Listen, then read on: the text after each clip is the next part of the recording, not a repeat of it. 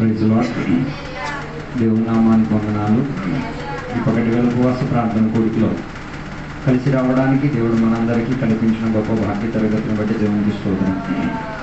దేవుడు మనల్ని ఇంతగా కృపతో నింపినందుకు ఈరోజు కూడా దేవుని సన్నిధిలో ఆయుష్తో ఆరోగ్యముతో ఉండి తీరడానికి దేవుడు మనల్ని సహాయపరిచినందుకు దానికి కృతజ్ఞత కలిగిన వారు మాత్రమే ఈ 1,000 ఆరాధనలో హాజరై తీరడానికి దేవుడు కృపను దయచేసినందుకు దేవునికి స్తోత్రం. ఈ 1,000 దేవుని యొక్క వాక్య భాగంలో నుంచి మనం దర్శించుకుందాం. బైబిల్ గ్రంథాన్ని తెచ్చుకుందాం. మార్కొస్ వార్తల పుస్తకం 11వ అధ్యాయం దాని 22వ వచనాన్ని మనం చదువుకుందాం.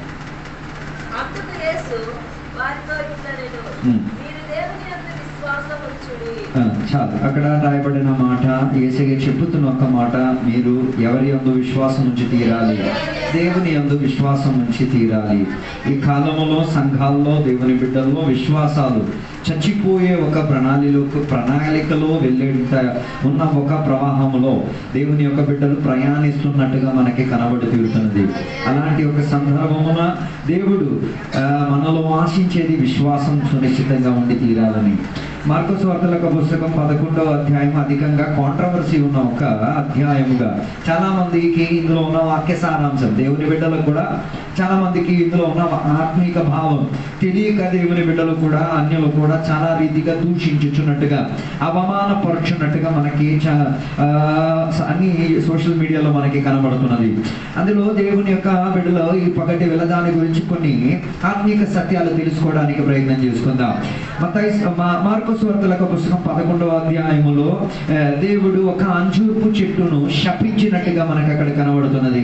దాని అర్థం అక్కడ చాలా మంది చదివినప్పుడు అడిగే ఒక ప్రశ్న, ఆ అంజూరపు చెట్టు ఫలం ఇవ్వలేని ఒక సందర్భమున అంజూరపు చెట్టు దగ్గరికి వెళ్ళి ఫలం అడిగితే, ఏ చెట్టు మీకు ఫలం ఇస్తే మీ దేవుడు ఒక వెర్రోడు, బుర్ర లేనోడు, ఆయనకి బుర్ర లేదు అన్నట్టుగా చాలా మంది చెప్తున్నారు. అవునండి, ఆయనకి బుర్ర లేదు అన్నది కాదు, విన్న నీకు బుర్ర లేదని నేను ఈరోజు 1,000 వాక్య పరిచయం ద్వారా రుజువు చేస్తాను. అందుకే ఈ కాలంలో చాలా మందికి విరుద్ధం నెత్తి మీదకి ఎక్కింది. అందుకే వాక్యం అర్థం కావట్లేదు. అక్కడ యేసయ్య చెప్పిన వాక్యములు ఒక్కసారి మీరు చూడండి.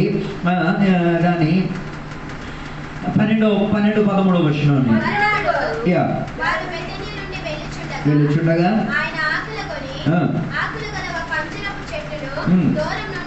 చూచి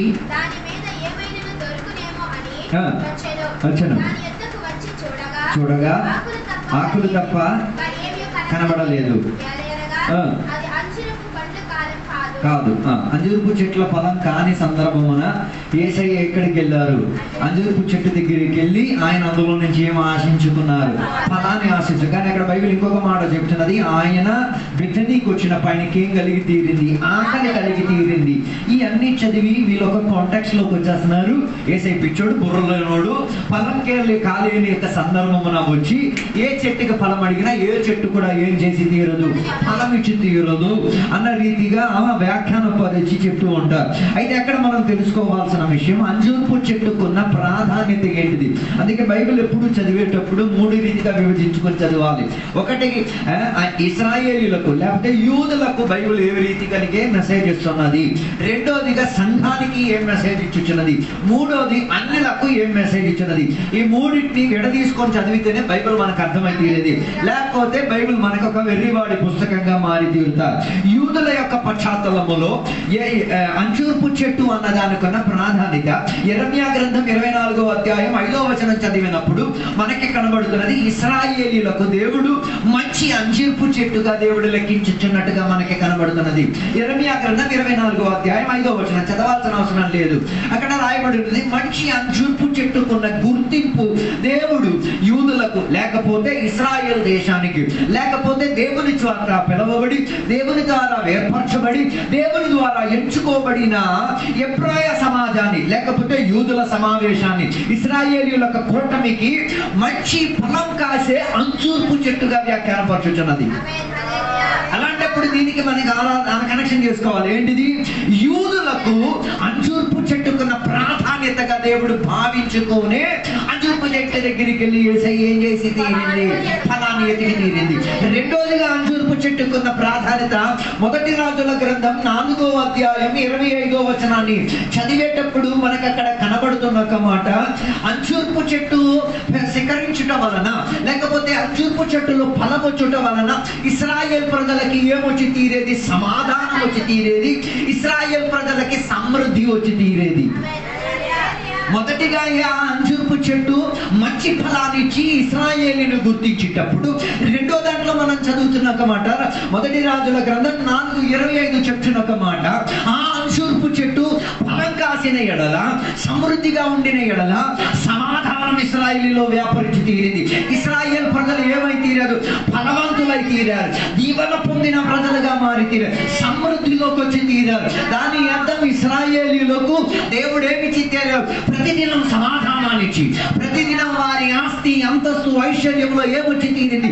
పెరుగుదల వచ్చి తీరింది. దానిని అంజూరపు చెట్టు సూచించుకు తీరుతున్నది. హల్లెలూయా. ఈ రెండు విషయాలు మనకు ఎప్పుడు గుర్తుండి తీరాలి. దాని అర్థం దేవుడు ఎన్నుకున్న అంజూరపు చెట్టులో మంచి ఫలం ఉంటుంది. ఆ మంచి ఫలం ఇశ్రాయేలుకి గుర్తించుతున్నది. ఆ ఇశ్రాయేలు, అందుకే ఇశ్రాయేలులు ఒక ఇశ్రాయేలుడు కలిసేటప్పుడు వారు వందనానికి వాడే ప్రయోగం షలోమ్ అన్న పదాన్ని ఉపయోగించేది, సమాధానం అన్న పదాన్ని ఉపయోగించుకు తీరేది. అవతలున్న వ్యక్తిలో సమాధానం లేకపోయినా, యువతలున్న వ్యక్తి అవతలున్న వ్యక్తిని కలిసేటప్పుడు సమాధానాన్ని పలికేటప్పుడు, అవతలున్న వ్యక్తి దుఃఖాక్రాంతుడైనా పర్వాలేదు, యువతల నుంచి సమాధానం అట్టేది, అవతల నుంచి సమాధానం అనుకున్న సంబంధాన్ని ఇటు వచ్చి తీరేది. హల్లెలూయా. ఈ రెండు కారణాలు మనకి కనబడుతున్నది. మూడోదిగా మార్కోసు వార్తలోకి వచ్చినప్పుడే మనకి అంజూరపు చెట్టుకున్న ఫల ఒక హెచ్చరిక మనకు అక్కడ కనబడుతున్నది. అక్కడ చదివేటప్పుడు మనం చూడగలిగేది, విశ్వాసానికి తగ్గట్టుకున్న, లేకపోతే నిలకడత్వం కలిగి ఉండి తీరేటట్టుగా ఉన్న చర్య విశ్వాసానికి ఉందా, ఇశ్రాయేలులకు ఉన్నదా లేదా దేవుడు పరిశోధన కలిగింది. అందుకే దాన్ని 11వ అధ్యాయములో 17వ వచనం నుంచి కిందకి చదవగలిగి తీరితే, యెరూషలేములోకి యేసయ్య వెళ్ళి దేవాలయాన్ని ఏం చేసి తీరారు? శుద్ధిపరిచినట్టుగా చెప్పబడినట్టుగా మనకి కనబడుతున్నది. ముందు యేసయ్య ఇశ్రాయేలీయుల దగ్గరికి వెళ్ళారు. అంజూరపు చెట్టుగా యేసయ్యకు ఇశ్రాయేలీయులకు కనబడి తీరింది. ఇశ్రాయేలీయులకు యేసయ్యకు అంజూరపు చెట్టుగా ఇశ్రాయేలీయులు కనిపించిన, అందులో ఆయనకి ఏం కనబడలేదు, ఫలం ఏమీ కనబడలేదు. ఒక ఇశ్రాయేలీని విడిచిపెట్టి ఇక్కడ ఇప్పుడు అక్కడికి వచ్చారు, దేవాలయానికి వచ్చారు. దేవాలయంలో ఏమైనా ఉంటుందంటే అక్కడికి వెళ్ళినప్పుడు కూడా ఏమైపోయింది? ఇప్పుడే ప్రైజ్ లోడ్ రావాలి. యేసయ్య వచ్చినప్పుడు, దాని అర్థం బైబిల్ చెప్తుంది, 2-3 నా నామమున ఎక్కడ కూడినా, ఎవరి పేరట?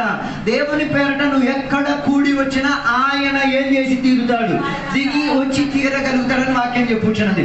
ప్రకటన గ్రంథం చెప్పుచున్న మాట, వారి మధ్యలో నివసించిన దేవుడు వారి మధ్యలో ఉండకుండా వారి మధ్యలో నుంచి దూరత పాటించుకొని తలుపు దగ్గరకు వచ్చి ఏం చేయాల్సి వస్తుంది? దాని అర్థం యేసయ్య తలుపు దగ్గరికి వెళ్ళిపోయారంటే దాని అర్థం వారి మధ్యలో యేసయ్య వచ్చారు, వీళ్ళు వదిలేశారు. అర్థం కాలేదు. అందుకే ఇప్పుడు కూడా చాలా మందికి తెలియదు, ఎప్పుడు యేసయ్య ఆరాధనకు వస్తా తెలియదు. నువ్వెప్పుడు వస్తావు నీకు తెలుసు, అది నా విషయం కాదు. నేను నీ విషయం గురించి చెప్పడానికి నాకు టైమే లేదు. నాకు నా యేసయ్య గురించి చెప్పడానుకున్న టైమే ఉన్నది. నా యేసయ్య ఎప్పుడు వచ్చేది? ఎప్పుడు సమయోచిత సమయంలో 2-3 ఆయన పేరట కూడొచ్చి తీరుతారు. ఆయన అక్కడికి దిగి రాగలిగి తీరే దేవుడు. ఆయన అక్కడ ఉండాలా, తోలివేయబడాలా, వచ్చినోడు మనస్తత్వం బట్టి ఉంటుంది. అర్థం కాలేదు. యేసయ్య ఆరాధన మధ్యలో ఉండాలా, ఉండకూడదా, వచ్చినోడు మనస్తత్వం బట్టి తేలేది. ఆయన అక్కడ ఉండాలా, ఆయన అక్కడి నుంచి వెళ్ళిపోవాలి.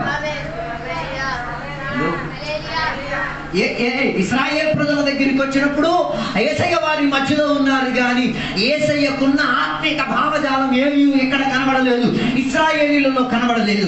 మందిరానికి వెళ్ళారు, అక్కడ కూడా ఆయనకి ఏ రీతి కలిగిన ఆత్మిక భావోద్గత ఏం చేయలేదు, ఆయనకి కనబడితే. అలాగే పగటి వేళ నిన్ను కడుతావు, నువ్వు శంఖలో బైబిల్ పెట్టుకుని తిరిగేస్తున్నావే, నువ్వు ఆరాధన కూడికలన్నీ వెళ్ళిపోతున్నావే, నువ్వు అన్ని చోట్ల దేవునికి స్తోత్రం చెప్తున్నావే, నువ్వు ప్రార్థనలు చేస్తున్నావే, మధ్యలో యేసయ్య ఉన్నాడా? ఇవన్నీ చేసి యేసయ్య లేకపోతే హలో, అందుకే యేసయ్య ఇప్పుడు ఎక్కడో నిలబడి కొడుతున్నారు.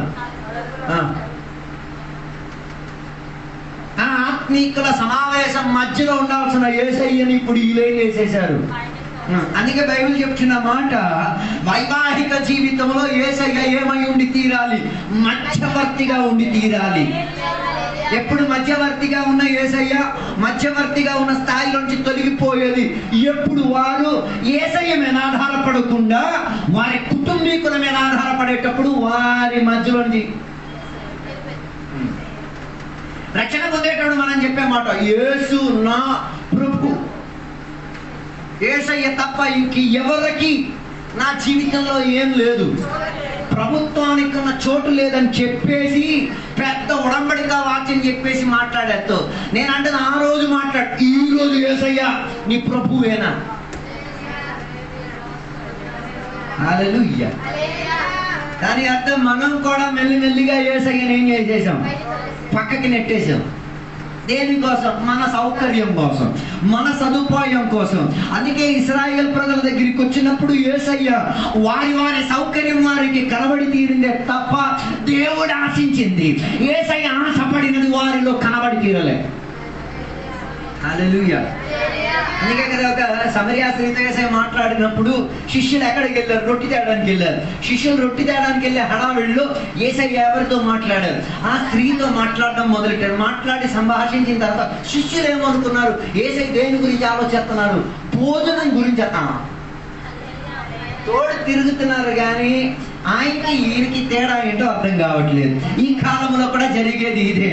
ఈ పగటి వేళ తెలుసుకు తీరాలి. నీ ఆరాధనలో, నీ వ్యక్తిపర కుటుంబ జీవితంలో, నీకున్న వ్యక్తిపర ఆత్మిక అనుబంధంలో మధ్యవర్తి అయిన యేసయ్యకు చోటించావా లేకపోతే తోలేసావా? ఈ పగటి వేళ ఉపవాస ప్రార్థన కొడుకు ఒకసారి వివేచించి పరిశోధించు. అందుకే సంఘాలు ఎంత దౌర్భాగ్యంలోకి సప్పట్లు కొట్టి యేసయ్యను ఆహ్వానించాల్సిన పరిస్థితి వచ్చింది. కంచెలు కొట్టి పరిశుద్ధాత్మను ఆహ్వానపరచాల్సిన పరిస్థితి వచ్చింది. సప్పట్లు కొట్టి దేవునికి గణపరచాల్సిన పరిస్థితి వచ్చింది. నాయన, అతి కాదు దేవుడు ఆశించేది. ఆయన ఆశించేది నీ మధ్యలో నుండి తీరాలి. ఆయన ఆశించేది నీ ఆరాధనలో ఆయన నుండి తీరాలి, నీ వాక్య ధ్యానంలో ఆయన నుండి తీరాలి, నీ వ్యక్తిపర జీవితం ఆయన నుండి తీరాలి, నీ వ్యక్తిపర సలహాలో. క్రైస్తవులు ఎంత దిగజారిపోయారంటే ఆరాధనలు యేసయ్యకి స్థానం ఎత్తారు, కానీ వ్యక్తిపర జీవిత నిర్ణయాలలో ఏమి ఇవ్వరు. మాస్టర్ గారు పిచ్చెక్కి చెప్తాను, ఆయన ఈ పెళ్లి చేసుకో, ఈ పాస్టర్ గారికి నేను నేర్పిస్తాను. నువ్వు ఎందుకు ఆయన పాస్టర్ని పిలుస్తున్నావు? గాడి కనిపిడు. హలో ఆయన ఊరికి నేను చెప్తున్నాడు, కళ్ళ మూసి మాత్రం చేసే పెళ్ళి అంటున్నాడా? ఆయన కారణం ఆయన దేవుని సాన్నిధ్యతలో అడిగి తేలగొట్టి ఇది చెప్పితే ఆ ఫలానా వ్యక్తి జీవితం శుభదయంగా ఉంటుంది, ఆత్మీక జీవితం విడుదలగా ఆయన దేవుడు చెప్పిన మాట ఆ వైవాహిక జీవితం కరెక్ట్ అని చెప్పి తీరడానికి ఈయన దేవుడితో ఒప్పందం చేసిన ఒప్పందం ఒక్క మాటలో తెగొట్టేసి ఆలయమైన ఎవడు చెప్తున్నాం? హల్లెలూయా. ఇదే యేసయ్య వచ్చి చూసినప్పుడు చాలా మంది ఆత్మీక స్థితిగతులు ఏ రీతిగా కనబడుతున్నది, ఫలశూన్యతగా కనబడి తీరుతున్నది. అందుకే అంజూరపు చెట్టు దగ్గరికి వచ్చేసరికి కాపు దొరుకుతుందేమో అనుకున్నాడు, మంచి ఫలం దొరుకుతుందేమో అనుకున్నాడు, చెడ్డ ఫలం దొరుకుతుందేమో అనుకున్నాడు. అయితే పైన ఫలం దొరుకుతుందని అక్కడ లేదు, నేల మీద నేల మీద ఫలం అక్కడ లేదు. మొత్తం ఆకులతో ఏమై ఉంది? చుట్టేసి ఉంది తప్ప అంజూరపు చెట్టుకి ఏం లేదు. ఏ రీతి కలిగిన ఆత్మీయతకు చెంది ఏవి యేసయ్యకి కనబడలేదు. అలాగే చెట్టు కనబడలేనప్పుడు సమాధానం ఉండదు, సమృద్ధి ఉండదు. హలో, అందుకే యేసయ్య చెట్టుని ఏం చేశారు? శపించారు.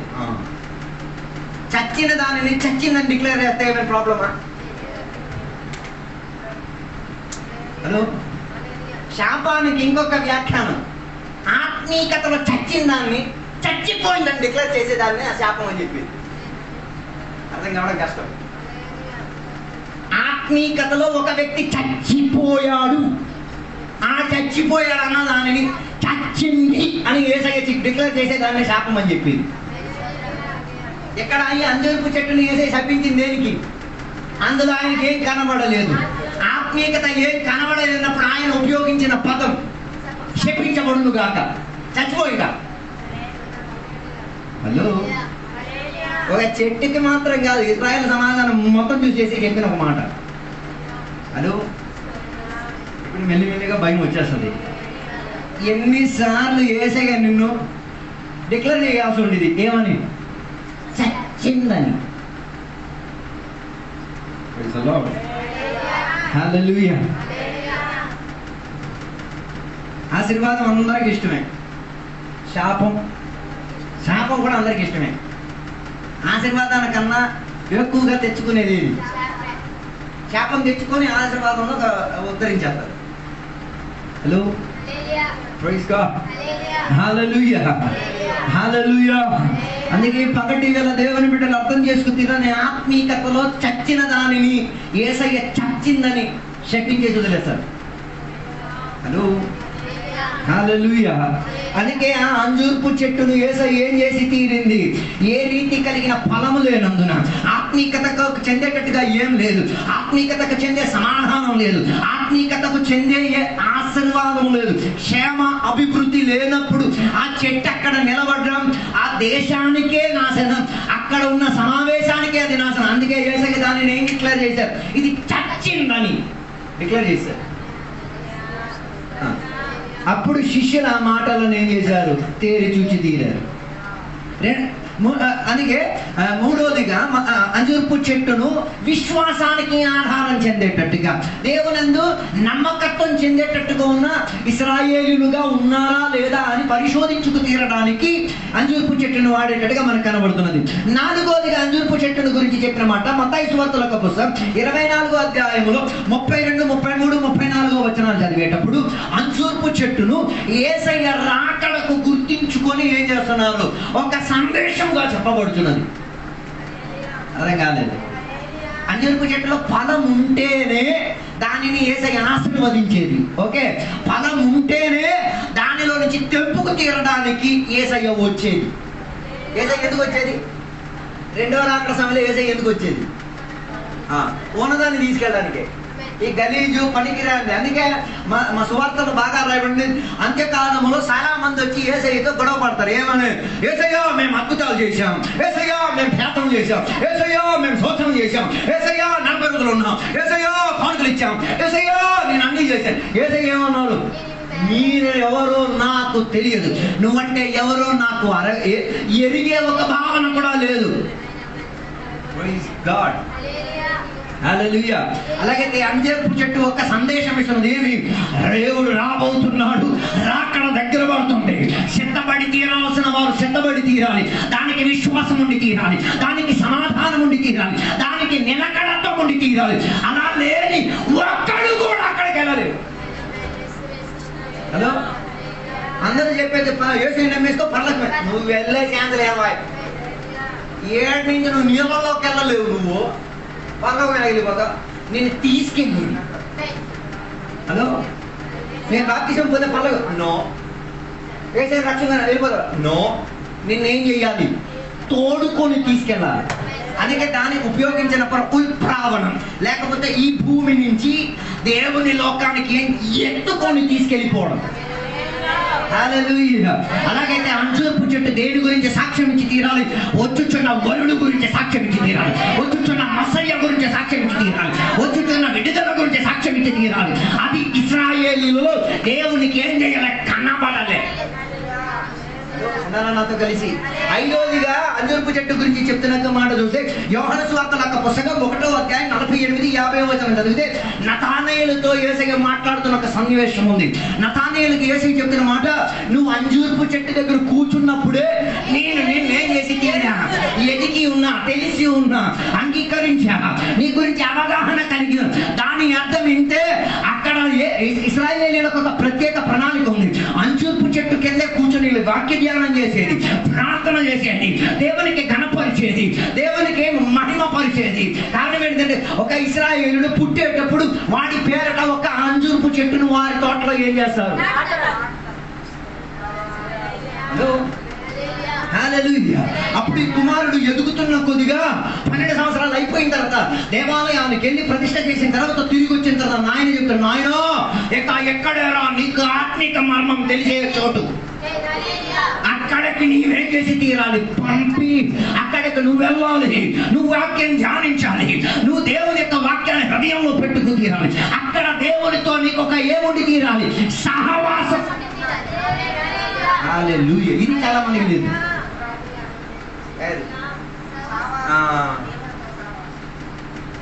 Praise God. అందుకే సండే స్కూల్కి పిల్లలకి ప్రిపరేషన్ చేయండి. హలో, ఎక్కడ నేను అందరూ సాక్ష్యం చెప్పను, మా పరీక్షలండి, మమ్మల్ని దీవించండి, మేము సంతగా చదువుకొని రావాలి. ఒరే సండే స్కూల్కి చదువు పాస్ అవరా నాయన. స్కూల్ చదివి ఫెయిల్ అయిపోయిన ప్రాబ్లం లేదు. అది ఎంతకాలం? ఎక్కడ బతికిన 80 సంవత్సరాలకి సండే స్కూల్ ఫెయిల్ అయ్యాము అనుకో. సండే స్కూల్ ఫెయిల్ అయ్యాము కొన్ని, ఎప్పుడు కూడా సండే స్కూల్ ఫెయిల్యూర్లే. అందుకే కదా పెళ్ళి వచ్చిన వాళ్ళు మారిపోతున్నాడు, failure candidates. Hello hello hello hello, నేనెవడు చెప్పాను, నేను వినలే. సండే స్కూల్ పరీక్షలు జరిగేటప్పుడు, సండే స్కూల్ క్లాస్ జరిగే నేను పాస్ అవ్వాలి, అది నన్ను ఈ లోకాన్ని విడిచిపెట్టి దేవుని లోకానికి అడిగట్టుకు తీరడానికి, ఈ దేవుని అర్థం చేసుకు తీరడానికి, ఈ దేవునితో అనుబంధం ఖాయం చేసుకు తీరడానికి సండే స్కూల్ నాకు సహాయపడి. హల్లెలూయా. అందుకే కదా సండే స్కూల్కి అమ్మా నాన్న పంపించు. నువ్వు పంపించొద్దు, నువ్వు సత్తావు, నీ పిల్లలు సత్తావు. హల్లెలూయా. హన్నా గురించి బైబిల్ చెప్పేది, ఇంటికాడ కూర్చున్నప్పుడు తన ఇంట్లో ఉన్న ఆమె, అంట్లతోనే ఆమె ఇంట్లో ఉన్న ఆమె ఏం చేయడానికి ప్రారంభించలేదు. మాటకి పొడవు ఒకే పాయింట్, ఏది? నాకు 10 నీకు 0, నాకు 10 నీకు 0. హల్లెలూయా. నాకు 10 మంది పిల్లలు, నీకు 0. నీకు పిల్లలే లేవు కదా, నీకు కిలాకి ఉంచాడు కదా దేవుడు. రోజు రోజు రోజు రోజు విసిగించేసరికి ఆ విసుకుని ఆమె ఆత్మిక ప్రార్థనగా మార్చుకుతీరింది, ఆత్మిక అనుబంధంగా మార్చుకుతీరింది, దానిని దేవాలయానికి ఎలిగిరడానికి డిక్లరేషన్ గా మార్చుకుతీరింది. హల్లెలూయా. హల్లెలూయా. ఆమె దేవుని దగ్గరికి వెళ్ళి, దేవా 10 అంటుంది కదా, నువ్వు 10 పోదు, ఒక్కటి. హల్లెలూయా. ఒక్కటి నీకే చేస్తాను, నేను ఇంటికాడ తీసుకెళ్ళను. అందుకే మన చర్చిల్లో పిల్లలకి ఏం చెయ్యరు, ప్రతిష్ఠ చెయ్యరు, అది దెయ్యానికి అంకితం ఇచ్చేది. Hello hello. పుట్టిన పిల్లలు కనీసం 3 నెలల లోపల ఏమై తీరాలి? దేవుని చేతికి అప్పగింపబడి తీరాలి. మరి విడిపించే ఛాన్సులు ఏమి లేవు. 1000, 2000, 10,000, 1,00,000 ఇచ్చేసి విడిపించేది అలాంటి సిద్ధాంతాలు ఇచ్చేస్తే ఇచ్చినట్టే. దాని అర్థం ఆయనను ఇచ్చిన తర్వాత మరలా నీ చేతికి ఇచ్చేసి ఏం చెప్పాడో తెలుసా సేవకులు? దేవుని వాక్యాధారంగా సమాజానికి, సంఘానికి, పరలోకానికి పనికొచ్చే ఒక దేవుని బిడ్డగా నీవేం చేసి తీరాలి? మార్చుకు తీరాలి. హల్లెలూయా.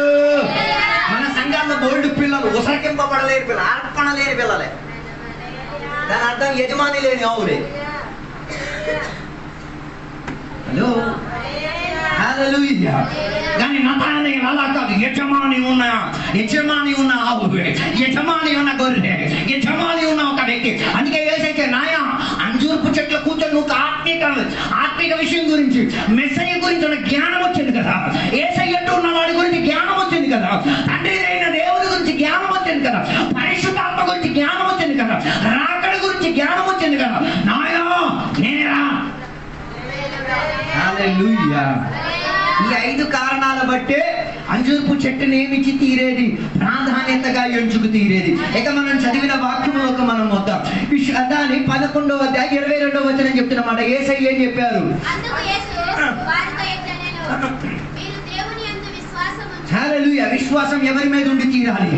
దేవుని మీద విశ్వాసం ఉండి తీరాలి. ఈ పగటి వేళ నీ విశ్వాసం ఎవరి మీద ఉందో ఈ పగటి వేళ ఒకసారి పరిశోధించుకు తీరాలి. విశ్వాసం కేవలం దేవుని మీద మాత్రమే. దేవుడి తప్ప ఇంకా దేని మీద నీ విశ్వాసం ఏం కాకూడదు, నిలకడత్వం కాకూడదు. అలాగై తీరితే దేవుడు డిక్లేర్ చేసేస్తారు నువ్వేమని, చచ్చిందని. హలో. అందుకే విశ్వాసం, అందుకే ఎబ్రీ పత్రిక 11:1 విశ్వాసం అనగా ఓ లార్డ్. విశ్వాసం అని చెప్తే దానికి ఉన్న భావార్థం ఏంటిది? ఏది నీకు కనబడలేదు, ఏదో ప్లాన్ దేవుడు కనబడకుండా ఉంచాడు కదా, ఆ ప్లాన్ నీకు విశ్వాసం అన్న చర్య మూలంగా కనబడి తీరేది. అర్థం కాలేదనుకుంటా. విశ్వాసం అంటే దేవుడు నీ కొరకు ఒక ప్రత్యేక ప్లానింగ్ చేసి పెట్టారు. నువ్వు దానిని ఏం చేయాలి? విశ్వాసము ద్వారా. ఎవరి మీద ఉన్న విశ్వాసం మీద? దేవుని మీద ఉన్న విశ్వాసం మీద దానిని ఏం చేయగలిగి తీరాలి? కనబడకుండానే నీకు కనబడి తీరాలి. చాలా మంది కదలేదు, శ్వాసం ఉంది, విశ్వాసం. అందుకే ఘోరం నా బాబు భవిష్యత్తు నాకు తెలియదా, దాని అర్థం నీకేం లేదు. నా పిల్లలు 34 సంవత్సరాలు అయితే పిల్ల చూడలేదు, దాని అర్థం ఆయన కట్టుకోవడానికి వెళ్తున్నా ఆ పురుషుడి గురించి నీకేం రాలే, ప్లానింగ్ రాలే. నువ్వు ఇల్లు గురించి పోరాట పడుతున్నావు. దేవుడు నీకోసం ఇల్లు ఏం చేసేసారు, ప్లాన్ చేసి ఉంచారు. దాన్ని నువ్వేం చేయలేకపోతున్నావు, విశ్వాసంతో చూ. ఇదే చాలా మందికి ఉన్న ప్రాబ్లం. అందుకే పెళ్లి వచ్చినప్పుడు మొగుడు కోసం ఏదే వదిలేస్తాం. హలో హలో అందుకే ఎలిమెంటరీ స్కూల్లో ఉన్న విషయాలు పట్టుకొని రావాలి ఇక్కడి నుంచి. Hello, praise god. ఈ పగటి వేళ విశ్వాసముతో, విశ్వాసం అంటే ఇంకేం కాదు, ఒక వ్యక్తి, ఆ వ్యక్తి ఇంకెవరు కాదు, యేసుక్రీస్తువే. ఆయనని అర్థంగా ధరించుకొని ఒకసారి నీ భావి భూత భవిష్యత్తును ఒక్కసారి తేలి చూడు. మరి నీకు జీవితంలో సందేహం ఉండదు. నా భవిష్యత్తు ఏమవుతుంది, నా రేపటి దినం ఏమవుతుంది, నా పిల్లల భవిష్యత్తు ఏమవుతుంది, వాటి గురించి నీకు కలవరుండదు. వెంటనే విశ్వాసం అని అర్థాలు వేసుకో, చూసేసుకో. ఓరు నాయనో లేదు కదా. హల్లెలూయా, ప్రైజ్ ది లార్డ్, హల్లెలూయా. అంటే విశ్వాసం అన్న నువ్వు చూచుతున్నది కాదు, దేవుడు నీ కొరకు ఏర్పరచుకొని ఉంచింది. అందుకే బైబిల్ చెప్తున్న చాలా మంది దేని మీద ఆశ్రయిస్తారు? పౌరుషుల మీద ఆశ్రయిస్తారు, గుర్రాల మీద ఆశ్రయిస్తారు, రథముల మీద ఆశ్రయిస్తారు. యథార్థ దేవుని మీద ఎవరి మీద ఆశ్రయిస్తారు? దేవుని మీద ఆశ్రయించి తీరుతారు. హల్లెలూయా, ప్రైజ్ గాడ్. విశ్వాసం ఉన్నోడు మౌనం. అందుకే అపోస్తల క్రియలో యేసయ్య గురించి ఏం చెయ్యొద్దు, ఇంకా సువార్త చెయ్యొద్దు అని చెప్తే వాళ్ళు చెప్పిన మాట ఏంటి తెలుసా? యేసయ్య మాకు చెప్పిన మాట మేము చెయ్యాలా, దేవుడు మాకు చెప్పిన మాట మేము చెయ్యాలా, నీకు నచ్చింది నేను చెయ్యాలా? Hello hello. అందుకే కదా మన చర్చిలో ఉన్న కూడికలన్నీ బంద్ అయిపోయింది. ఎవడో చెప్పాడు ఎక్కడ ఆరాధన చేస్తే నిన్నేం చేయాలి చెప్పా, దానికి పిడికోలాగా ఈ పిడికోలకి మనం కాపు. హలో, బైబిల్ స్పష్టంగా పిడికోలు దేవుని రాజ్యం ఏం చెయ్యరు, స్వతంత్రించుకోరు. అది యొక్క దుష్ట శక్తి. దాన్ని ఏం చేయాలి? ఎర్ర గుట్టుకు తీయాలి. హల్లెలూయా. ఈ కాలంలో దేవుని బిడ్డలు విశ్వాసము ద్వారా ఏం చేయాలి? కొన్ని అద్భుత రీతి కలిగేటట్టు కొన్ని చూడగలిగి తీరాలి. అబ్రహాముని పోలిచి అడగి తీరండి. ఒకరోజు అదృశ్యమైన దేవుడు తన దగ్గర ప్రకటన ఇచ్చి చెప్పిన, నాయన అన్ని సర్దేసుకో, రెడీ అయిపో, బండి రెడీ చేసుకో, ఎక్కువ పలా బయలుదేరదాం. రెడీ అయిపోయాడు. ఏం చూశాడో కానీ అన్ని ఏం చేసుకున్నాడు. అందరి దగ్గరికి వెళ్ళి, ఏమండి బాయ్ సలాం, ఇంకెప్పుడు వస్తాను నాకు తెలియదండి, మళ్ళీ కలుస్తానో లేదు తెలియదు, మీ కూతురు పెళ్ళికి నేను వస్తానో లేదో నాకు తెలియదు, నేను వేరే పని మీద వెళ్తున్నాను, ఆ పని మీద మళ్ళీ నేను నీకు కనబడుతున్నాను లేదో నాకు తెలియదు, కానీ నేను నడవడానికి వెళ్ళేది అదృశ్యమైన దేవునితో విశ్వాసముతో అడిగెట్టేయాలి. నా పక్కన ఆయన నడుస్తా, నేను ఆయన పక్కన, నీకు ఆయన కనబడదు కానీ నాకు ఆయన కనబడి దిగుతాడు. నీకు ఆయన గురించి దర్శనం ఉండదు కానీ నాకు ఆయన గురించి దర్శనము. అందుకే అబ్రహాం అని బైబిల్ చెప్పే ఒక మాట, విశ్వాసానికి ఆయన ఏమై తీరాడు? తండ్రిగా మారి తీరాడు. పైసా హేతో బయట ఊసేవి చదవన చెయ్యి, నాన్నట్టయితే పిల్లలు దానికన్నా మించినోడై ఉండి తీరాలి. ఈ పగటి వేళ అర్థం చేసుకో, నువ్వు ఏ రోజు రక్షణ పొందావే, నువ్వు ఏ రోజు యేసయ్యని దేవునిగా అంగీకరించి ఆ రోజే అదృశ్యమైన తేజోమయుడైన దేవుడు నీ తోడుగా ఇమ్మానుయేలై ఉండినాడు. హల్లెలూయా, హల్లెలూయా. సందేహపడిన ఇమ్మానుయేలు నీ తోడుగున్నాడు, దేవుడు నీ తోడుగా నడుచున్నాడు. ఈ పగటి వేళ విశ్వాసముతో కాస్త ఏం చేసుకుతూ తేరి చూడు. ఇదే చాలా మందికి ప్రాబ్లం. హల్లెలూయా. అబ్రహాముకి సంతానం లేదు, సంతానం లేనందుకు ఈడేం చేసుకున్నాడు? ఒక సంతానాన్ని మంత్రత్నం ఏం కాదు, ఎలియాజర్ని సంతానంగా ఉంచుకోడు. తర్వాత ఈయన పెట్టుకున్నాడు, ఆహారం తెచ్చుకుంది. సబ్స్టిట్యూషన్ ఎప్పుడు సబ్స్టిట్యూషనే. అర్థం కాలేదు. ఎలియాజర్ని ఏమనుకున్నాడు? సంతానంగా భావించారు. ఇంకా తర్వాత అతను ఈయన సంతానం గురించి నయా పైసా ఉపకారం లేదు, ఈయన ఉంచడం కన్నా ఎవరి నుంచి చేద్దాం, ఇంకొకరిని పెళ్లి చేసుకుని తెచ్చి ఒక్కసారి సబ్స్టిట్యూషన్ మొదలెట్టామనుకో జీవితాంతం అదే సబ్స్టిట్యూషన్లో వెళ్తాం. అర్థం కాలేదు. విశ్వాస చర్యలో దేవునికి నువ్వేం చేయలేవు, సబ్స్టిట్యూట్ చెయ్యలేవు. ప్రైజ్ గాడ్, హల్లెలూయా. చాలా మంది ఉన్న ప్రాబ్లం అదే, సబ్స్టిట్యూట్ చేసేస్తాను. ఓ లార్డ్, ఈ ప్రణాళికకు దేవుడు ఇస్తారా? వీడు ఇంకో సబ్స్టిట్యూషన్ రెడీగా చూసేసుకొని రెడీగా ఉంచుతాడు. మళ్ళీ దేవుడు వదిలేస్తే దీన్ని పట్టేసుకుంటాడు. అర్థం కాలేదు. ఏమిటి తెలియదు. విశ్వాసంలో ఇవి భక్తుల గురించి చూచింది. చూచి రావాల్సిన టైంలో రాలేనప్పుడు ఏమేం చేసింది, ఇది వద్దులే కానీ ఇంకోటి వీడు మైమర్పించారు కదా, వెళ్ళిపో లోపల వెళ్ళడమే కావాలి. ఈరోజు వెళ్ళాము అనుకో, ఈయన కానీ బాగోలేదని చెప్పి ఇంకోటి కొట్టుకుంటాం. హల్లెలూయా, ప్రైజ్ ది లార్డ్. అందుకే అబ్రహాముకి సంతానం లేనప్పుడు దేవుడు ఆయనకి చెప్పిన మాట తెలుసా, నువ్వు అనేక జాతులకు నువ్వేమై తీరుతావు, తండ్రి ఉండి తీరుతావు. దాని అర్థం నీకు ఒక సంతానం కాదురా నాయన, లెక్కట్టలేనంతటిగా. హల్లెలూయా. అందుకే దేవుడు చెప్పిన ఆకాశంలో ఉన్న నక్షత్రం చూడు, నేల మీద ఉన్న ఇసుకను చూడు, దానిని నువ్వు లెక్కట్లేవు కదా, అలా నీకు నేనేమిచ్చి తీరుతా. కాస్త కన్ను తెచ్చి చూడవాలి. ఈ దేవుడితో నడిచి చూడలేకపోతే ఆ దేవుడితో నడవడానికి ఉన్న బాధ్యత యోగ్యత నీకేంటి? అర్థం కాలేదు. ఏ దేవునితో? తేజోమయుడైన దేవునితో నడిచి బాధ ఏంటిది? పిల్లలు లేరన్న బాధతో ఇది రోజు ప్రార్థనలే. పొద్దున ప్రార్థన, మధ్యాహ్నం ప్రార్థన, రాత్రి ప్రార్థన. ఏం ప్రార్థన? పిల్లలు కావాలి. తేజోమయుడైన దేవుడు. ఓరే, ఎందుకురా బాధపడతావు? నన్ను కాస్త విశ్వాసం అన్న చర్యలో పెట్టి కాస్త చూడరా. అంతమంది పిల్లలు, లెక్కెట్టలేనంత పిల్లలు పైన కింద. హల్లెలూయా. దాని అర్థం విశ్వాసం ద్వారా చూడలేకపోయాడు కాబట్టి అవిశ్వాసం చెందే వస్తువుని తన ఇంటికి తెచ్చుకున్నాడు. అవిశ్వాసం చెందే గాడిద ఇంట్లో పెరిగింది, తగ్గడం మొదలెట్టారు, తోలాల్సిన పరిస్థితి వచ్చింది. దాని వలన ఏమైతే విశ్వాసములో లోటం వచ్చింది. ఈ పగటి వేళ నేను చెప్పే మాట, సబ్స్టిట్యూషన్ ని పక్క పెట్టేసి యేసయ్య మనకి సబ్స్టిట్యూషన్ గా ఉన్నాడు. యేసయ్యలో నుంచి నువ్వేం చేసి తీరాలి? కాస్త నీ భూత భావి భవిష్యత్తు చూడు. అందుకే బైబిల్ చెప్తున్నమాట, ఆయన నిన్న నేడు నిరంతరం. ఆయన మనలో బోర్డు మార్పులు అన్నాయి. డబ్బు లేనప్పుడు మార్పు, డబ్బు ఉన్నప్పుడు ఇంకో మార్పు. మనిషికి ఇలా కావాలి, డబ్బు ఉన్నప్పుడు ఐగరు, డబ్బు ఎక్కువ అయిపోయేసరికి ఐగర్ లేదు, ఐగర్ అని వినబడతాయి. డబ్బు లేనప్పుడు డబ్బు ఉన్నప్పుడు అసలు సార్నే పైగానే పడింది. హలో, కానీ యేసయ్యలా కాదు, నిన్న నేడు నిరంతరం ఏకరి నమ్మదగలిగే మంచి సహాయకుడు, నడిపించగలిగే మంచి బోధకుడు.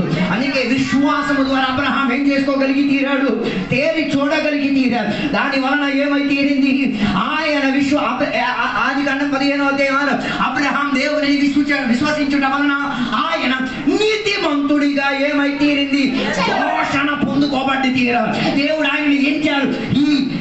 No more sinner. ఆయన ఏక పాపి కాదు, నీతిమంతుడు అన్న మన దేవుడు. నేను పాపినే, పురుగునే గలి. ఏం ప్రార్థన చేస్తున్నారు? నువ్వు యేసయ్య రక్తం ద్వారా కడగబడ్డావా, లేకపోతే కాలువలో ఉన్న నీళ్ళలో కడగబడ్డావా?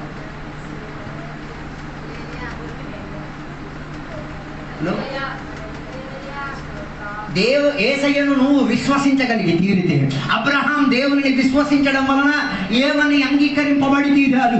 నీతిమంతుడని అంగీకరింపబడి తీరారు. దాని అర్థం ఒక పాపి యేసయ్యను దేవునిగా అంగీకరించిన తర్వాత మరి ఆయనను పాపి అన్న డిక్లరేషన్ కాదు, పాప స్వభావం ఉన్న వ్యక్తి అన్న డిక్లరేషన్. మరి ఎవరిని ఏం చేయకూడదు? పాపి పాపి పాపి పాపి పాప స్వభావం ఉన్నోడని పిల్లాడు. హలో కదా, ఇప్పుడు చర్చికి వచ్చి గవర్నమెంట్ పొంది రక్షణ పొంది వెళ్ళిపోయాడు. వీడు పాపి అయిపోయావురా నువ్వు. పాప స్వభావం అంటే ప్రభుత్వం చేసింది. ఆ పాప స్వభావం ప్రభుత్వం చేసి చేసి చేసి చేసి నేను పాపంలో పాపిగా మార్చారు. హలో, అందుకే కదా పత్రికల్లో రాయబడి ఉన్నది, ఒకసారి యేసయ్య మీ కొరకు చనిపోయారు, మరలా మరలా ఆయన ఏం చేయొద్దు, సిలువ వేయించేసి నువ్వు పాపి అన్న డిక్లరేషన్ పొందుకోవడానికి ప్రయత్నం చేయొద్దు, బదులుగా నీతిలో నిలబడితే విశ్వాసం నేను ఏం చేస్తుంది, నీతిమంతుడిగా మార్చి తీరుతాడు. హల్లెలూయా, ప్రైజ్ ది లార్డ్. అందుకే అబ్రహాం ఏమై తీరాడు, నీతిమంతుడిగా నిలబడగలిగి తీరారు. ఆయనకి దేవుని మీద ఉన్న ఆశ్రయం ఏమై తీరింది, ఏది జరగదనుకున్నారు అవన్నీ తన జీవితంలో ఒక్కొక్కటిగా ఏమై తీరింది, జరగడానికి ప్రారంభించుకు తీరింది. ఈ 10,000 దేవుని బిడ్డలారా, అబ్రహాము లాగే మనం కూడా ఏం చేద్దాం, ఆ తేజోమయుడైన దేవుడు నాతో ఉన్నాడు, ఎవడు నా తోడుగా ఉన్నా లేకపోయినా దేవుడు నా పక్షాన ఉన్నాడు, దేవుడు నా తోడుగా నడుస్తున్నాడు. ఆయన తోడు పెట్టేసుకొని అపనమ్మకం కలిగే మాట మాట్లాడుకోండి.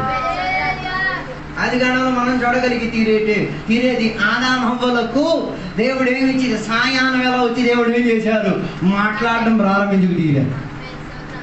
అన్నాడు కలిసి ప్రైజ్ ది లార్డ్, హల్లెలూయా. అందుకే రోమాపత్రిక 10వ అధ్యాయం 17వ వచనం చెప్తున్న మాట, విశ్వాసం ఎలా ఒకరిలోకి వచ్చేది, విశ్వాసం వచ్చేది దేవుని యొక్క వాక్యం ఏం చేయడం వలన, వినటం వలన ఏమొచ్చి తీరేది, విశ్వాసం వచ్చి తీరేది. అందుకే మీరు ఎందుకు కూడికలకు వచ్చేది, విశ్వాసంలో రీఛార్జ్ అవ్వడానికి.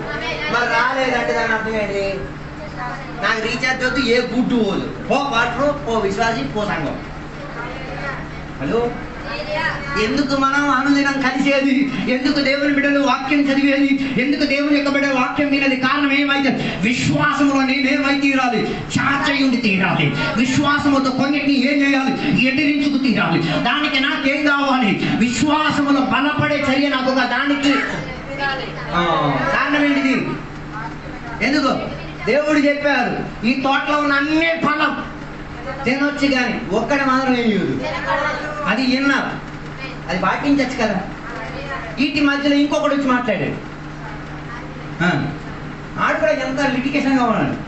ఆదాముతో దేవుడి మాట మాట్లాడింది ఏమని, అన్నీ ఎవరి దగ్గరికి ఆ సాతాను వచ్చాడు, ఎందుకు జాకు కువా జాయిన తక్కువకుండే ఉపాయం, ఎవరికి సందేశం ఇవ్వబడలేదో ఆయన గోకడానికి సాతాను వచ్చేది. అర్థం కాలేదు, నీకు మెసేజ్ ఇవ్వబడలేకపోతే నువ్వేందుకు ఇలా గోకేస్తున్నావు, పైగా ఆడికి మాత్రమే చెప్పారు నాకు చెప్పలేదు, నీకు ఎందుకు బాధ, నీకు చెప్పలేదంటే సైలెంట్ ఉండు, తెలుసుకోవాలంటే ఎవరికి చెప్పారు ఆడి దగ్గరికి వెళ్ళి తెలుసుకో, మళ్ళీ అయ్యగారి మీద కలబడిపోవడం. అయ్యగారి కాడికి ఎప్పుడైతే ప్రేమ అయ్యగారి మరి అంతే, మరి నువ్వు దానికి ఇచ్చేస్తే నేనే నేను. హలో, హవ్వతో దేవుడు ఏం డిసిషన్ ఏం చెప్పలేదు, ఏం చెప్పాల్సిన అని ఎవరు చెప్పారు, ఈయన ఏం చేసింది సబ్స్టిట్యూషన్, ఆయన లేడు కదా నేను ఆయన అయిపోతాను. ఈరోజు కూడా కొన్ని రోజులు ఆయన అవుతాయి, ఇంకా మీసాలు వేసేసుకొని తిరిగి మీ ఆయనకి చున్నీ వేయించి పబ్లిక్ డిస్ట్రిక్ట్ చేసి. హలో, ఇప్పుడు కూడా కొన్ని కుటుంబిక జీవితంలో భర్తకి ఇవ్వాల్సిన వీలు గోకుతున్నాడు అప్పుడు, అందుకే నువ్వు అలా తయారవుతున్నావు.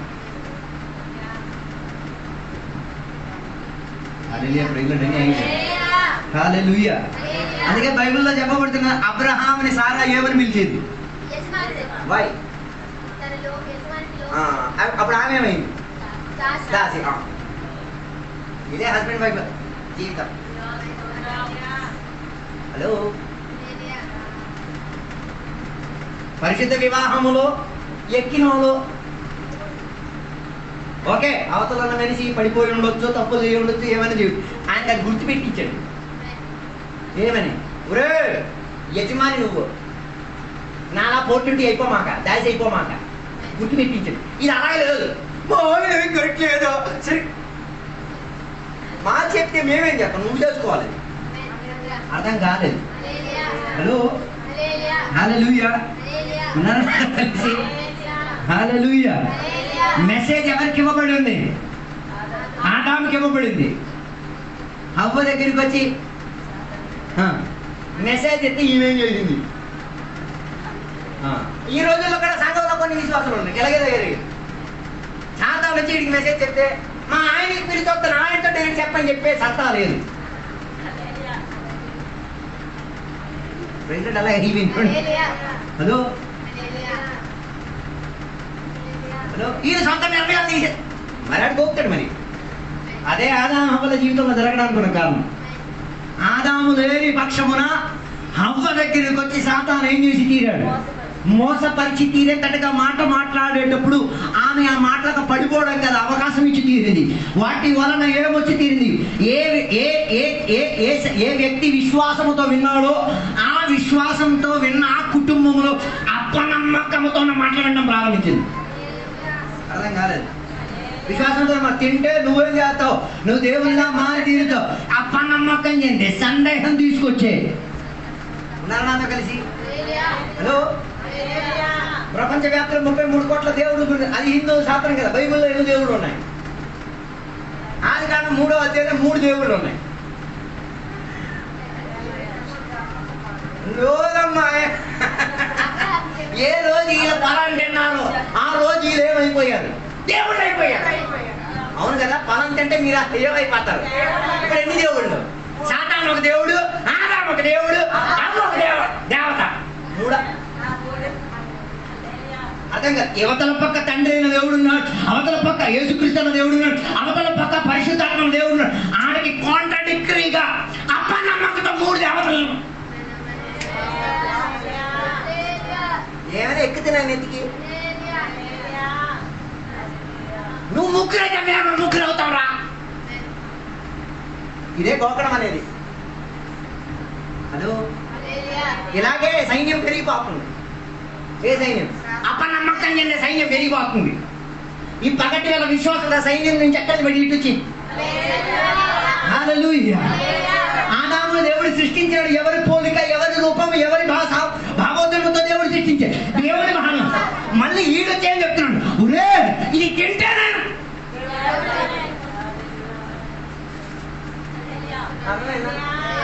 అందుకే కదా ఇదే దొంగ దేవుడు యేసు దగ్గరికి వచ్చి రొట్టెలన్నిటినే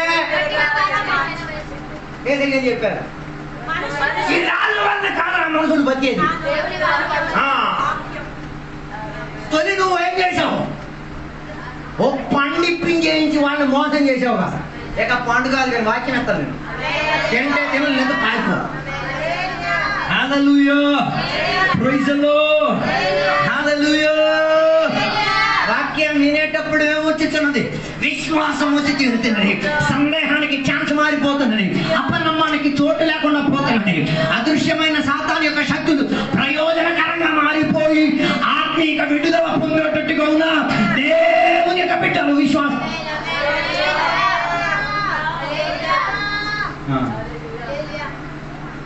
ఏది విన్నారో అదే నీ లోపల ఏమిచ్చి తీరేది? విశ్వాసాన్ని ఇచ్చి తీరేది. మనం ఏం విన్నామో అదే చెప్తున్నానుగా. అయ్యగారు ఏదో ఎవరిదో చెప్పుంటారు, అది ఈడు వినున్నాడు. పోనీ ఈడెళ్ళి ఆడికి అడిగితే చాలు కదా.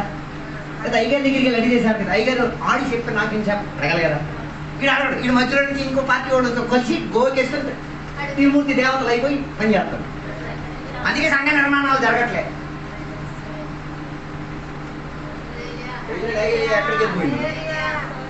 హలో ఒక్కొక్కడు చర్చీలు కడుతున్నారు, అప్పులు చేసుకొని కడుతున్నారు. దేవుడు ఎంత విశ్వాసంతో చేశారు. నువ్వు నయా పైసా ఇవ్వకుండా పని జరిగేటట్టుగా చేసేటప్పుడు కూడా దేవుని కేటగిరీలో లేదు.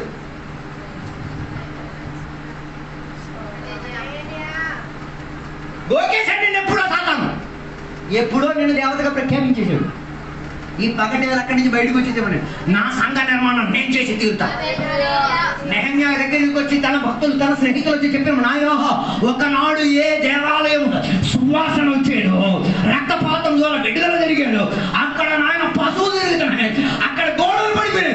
ఇది చూసేసరి గుండె పగిలిపోయింది. ఎంత డబ్బు ఆస్తి ఐశ్వర్యం దేవుడు నాకు ఇచ్చింది, భర్తలైన నాన్నని తిరిగి కట్టింది.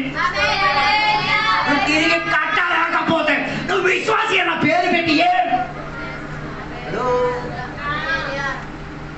ఇంకా నీకేంటి బొక్కేలు అన్ని ఇచ్చేసి పెట్టారు. రావద్దు నువ్వు. ముఖ్యమంత్రి వారు విశ్వాసంతో వల్ల వచ్చింది. దాని బైబిల్ చెప్తున్న మాట, నెహమ్యా కట్టడం ప్రారంభించి తీరేటప్పుడు ఆ దేశంలో ఉన్న ప్రభుత్వ పరిచిన ఆత్మిక నాయకులే దాన్ని ఏం చేయడానికి అడ్డుపరిచి, నువ్వు అడ్డుపరిచేవాడు, నేను నిలబెట్టేవాడిని. నువ్వు విశ్వాసం లేనోడు, నేను విశ్వాసం అన్నాడు. నా చెవిట్లో దేవుడు మాట్లాడింది విశ్వాసంతో మాటలు, నా లోపల విశ్వాసంతో. ఎప్పుడు కూడా ఈ 2 కేటగిరీలు ఉంటాయి. ఏది విశ్వాసంతో ఉన్న కేటగిరీ. అందుకే కదా యేసయ్య చెప్పారు, నేల మీద నడుచుకు వచ్చినప్పుడు పేదలు లేచి ఏమన్నాడు, యేసయ్య నువ్వు యేసయ్య అయితే నన్ను ఏం చేయి. యేసయ్య ఏమన్నా 2 గ్రూపులు. పేదరు ఏ గ్రూప్ విడిచిపెట్టాడు? సందేహపడే, అపనమ్మకం చెందే, విశ్వాసం లేని గ్రూపుని విడిచిపెట్టి విశ్వాసం అనే గ్రూప్ నిజంగా వీడిని కూడా అక్కడ ప్రభావం లాగడం మొదలెట్టింది. వెనక నుంచి ఒరే చచ్చిపోతావు రా, నీళ్ళు రా. అప్పుడు వీడు దేన్ని చూడటం మొదలెట్టాడు, గాలిని, వాతావరణాన్ని. అరే బాబు ఇవన్నీ ఎందుకు చూడ, నేను ఎవడు పిలిచాడు? ఆయన ఇప్పుడు కూడా కదలకుండా శుభ్రంగా నిలబడి ఉన్నారు. ఆయన నిలబడే చర్యలో ఏ రీతి కలిగిన మార్పులు, నీలో ఎందుకు మార్పు వచ్చి తీరింది? ఏం నాటబడి తీరింది? అపనమ్మకం చెందేది నాటబడి తీరింది. ఈ పగటి గల దేవుని యొక్క బిడ్డలారా, విశ్వాసముతో నాటబడిన సంఘం లోపల అపనమ్మకముతో ఉన్న నాటబడి ఉన్న ఆటిని దేవుడి పగటి వేళ ఏం చేసి తీరుతారు? పీకి వేసి తీరుతారు. దాని వలన ఏమై తీరని అపనమ్మకం చెందేది ఒక పక్క, నమ్మకం చెందేది. హల్లెలూయా, ప్రైజ్ ది లార్డ్. ఎవరి దగ్గర నుంచి వాక్యం వినాలి? నీ అయ్యగారి దగ్గర నుంచి విను. నీ అయ్యగారు చూపించిన దేవుడి దగ్గర నుంచి విను. నువ్వు దేవుడి దగ్గర నుంచి విన్నా అది నీ అయ్యగారికి అర్థమవుతుంది. అర్థం కావడం కష్టం, అర్థం కాలేదు. నువ్వు ఒక ఇల్లు కోసం ప్రార్థన చేస్తున్నావు, దేవుడు నీతో మాట్లాడు ఏమని? ఫలానా కొన్ని రోజుల్లో దేవుడు నీకేమేస్తారు? ఇల్లు ఎత్తారు. నీతో మాట్లాడిన అదే దేవుడు నీ సంఘ కాపరితో కూడా మాట్లాడతాడు. నువ్వు వచ్చి చెప్పక ముందే ఆయనకి అర్థమైపోయాడు. అలాంటి అనుబంధం ఉన్నోళ్ళైతే మరి నువ్వు అప్పుడప్పుడు కనిపించే మెగుపు తీయాలైతే నేనేం చేయలేదు. హలో, అర్థం కాలేదు? హల్లెలూయా. దానికి మంచి ఉదాహరణ, దేవాలయం దగ్గరికి వచ్చి ఒక ఆమె ప్రార్థన చేస్తుంది. అయ్యగారేమో కనెక్షన్ లేదు, అందుకే ఏం అర్థం కాలేదు. అదే దావీదు, సమూయేలు దగ్గరికి దావీదు వచ్చేసరికి దావీదు కదా సమూయేలు కదా ఈయనే కనెక్షన్. ఈయన కూడా రెడీ అయిపోయాడు. ఓకే, వీళ్ళందరి ముందు నన్ను ఏం చేయండి, అడివి లోపల మాట్లాడి నాతో మాట్లాడాడు. ఇదే కనెక్షన్. అర్థం కాలేదు. నీతో దేవుడు మాట్లాడి నీ అయ్యగారితో నీకు మాట్లాడాలి, అది అసలు దేవుని చేత కాదు. మరి అయ్యగారితో మాట్లాడి నీతో మాట్లాడలేదు, నువ్వు దాన్ని అయ్యగారు చెప్పినప్పుడు నువ్వు మాట్లాడాలి, దేవుని చేత కాదు. అర్థం కాదు, అర్థం కాదు. నేను చెప్పింది అర్థం కాదు.